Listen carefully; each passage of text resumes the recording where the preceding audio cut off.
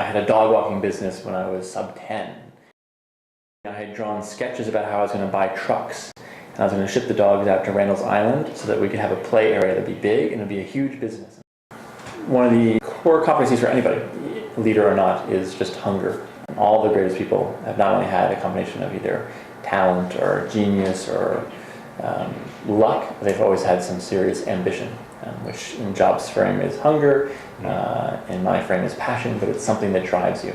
And cultivating that and not discouraging that is really important in yourself, finding the things you love and going for it. When we started this company, it was shared amongst a lot of us, but the ambition was to do something really meaningful. It was not just to create a lifestyle business or not just to make something that has a mark in a category, but was to own a category, was to be a breakout success. When you get a cluster of people going through the same thing, we all fuel each other, we all create a bigger pool for it, right? Which is a shared energy source. It's great. You can't build these world-changing moments alone, right? So you need to find ways, especially in a leadership path, to really get people excited about where you're going and to try to get the hell out of their way more than interfering when possible. Empathy, right? It is an extraordinary talent to try to listen to the people about you and to map what their hopes and dreams and passions are as closely to your hopes and dreams and passion, so you get the best spark out of everybody. Mostly just by sucking at it and not letting that get in the way because I am hungry and passionate to do things, so just smashing your head against the wall.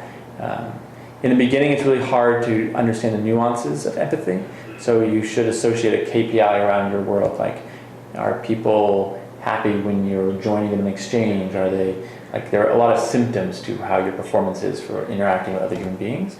And then as you get more and more specific with it, you can usually detect dissatisfaction and stresses a lot faster. And you get quicker to address them because you've been through the experience where you don't, and they turn into, explosive bombs walking around your office. There are a plethora of pain points that get solved if you just listen. Almost always, if you let people say what's going on, it resolves a lot of the stress. There's one time that was pretty clear that I was horrible. In one of my first companies, it was in the outset of the internet, and we had built a pretty big team, but I was still in my early 20s, I think, at the time. And a lot of the team was unhappy. So unhappy that a competitor made an offer to a whole subset of my company to buy out the company because I said no when they came to me. So a large portion of my team basically tried to hijack the company to sell it to a competitor, and I was blind to it until 2 or 3 people that had some more transparency revealed what was happening. That was clearly a horrific blindness and lack of empathy to have a big portion of your team take on a totally different path.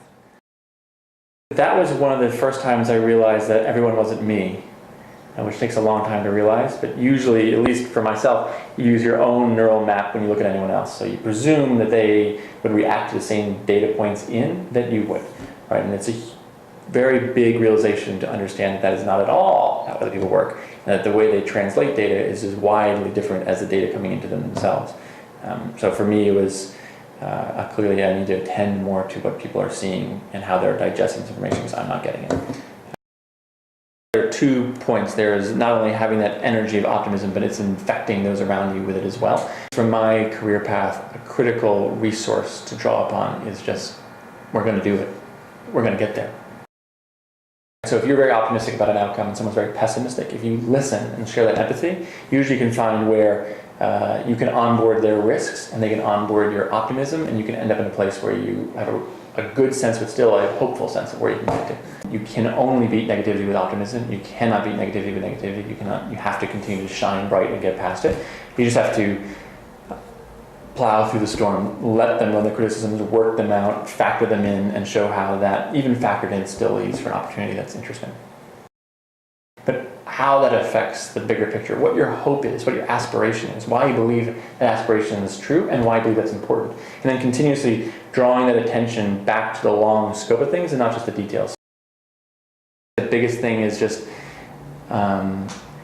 many people don't understand that management and leadership is as much a trained skill as any individual skill, and it takes attention and work.